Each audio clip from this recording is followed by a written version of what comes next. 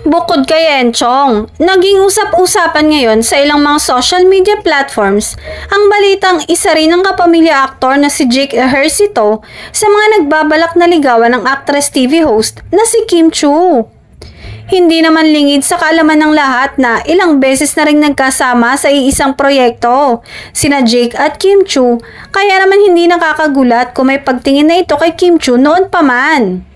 Wala na rin naman umanong magiging problema kung sakaling manligaw man si Jake kay Kim, dahil pareho namang single ang mga ito.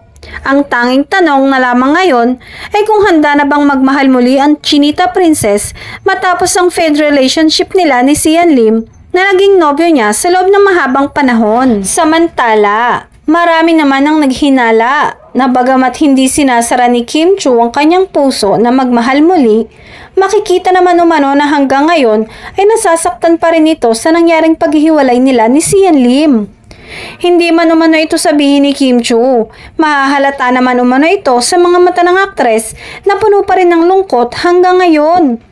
Tila napatunayan pa ito nang maging emosyonal si Kim Chiu sa kanyang naging pahayag patungkol sa Moving On.